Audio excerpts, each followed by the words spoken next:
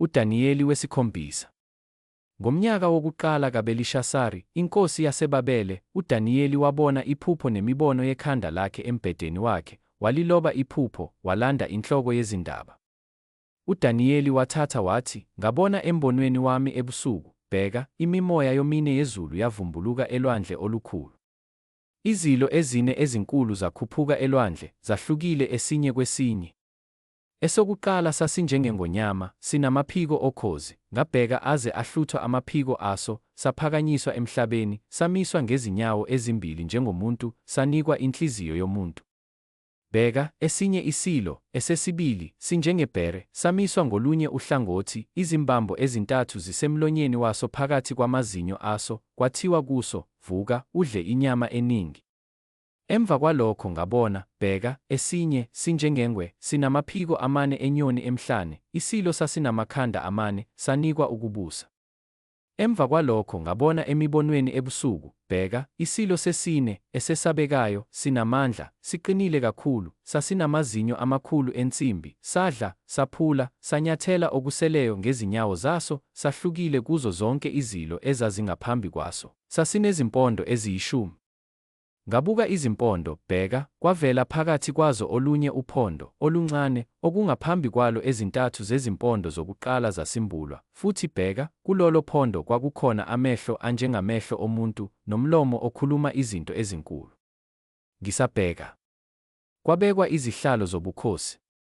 Kwahlala omdala wezinsuku. Izambatho zakhe zazimhlophe njengeqhwa. Izinwele zekhanda lakhe zinjengoboya bezimvu obuhlanzekileyo.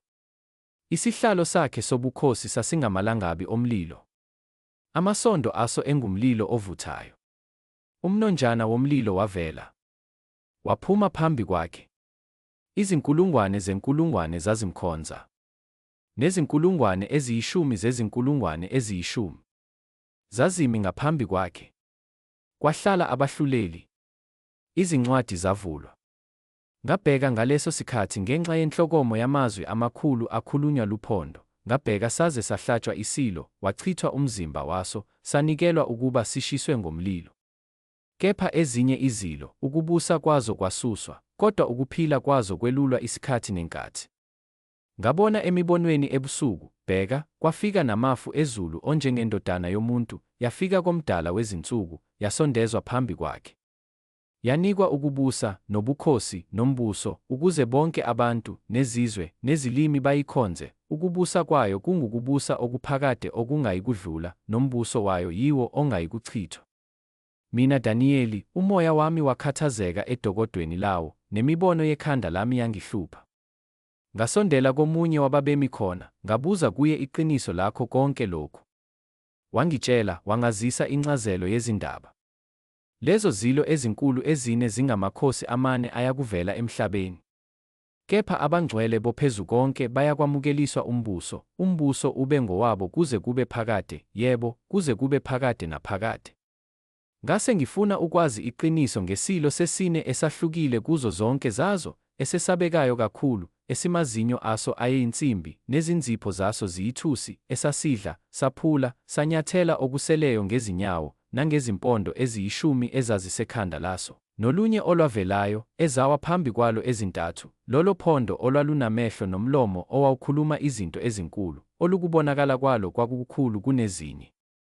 Ngisabheka, lolo phondo lwalwa nabangcwele, lwabahlula, waze wafika omdala wezinsuku. Abangcwele bophezukonke banikwa ukwahlulelwa, kwafika isikhathi sokuba umbuso ube ngowabangcwele.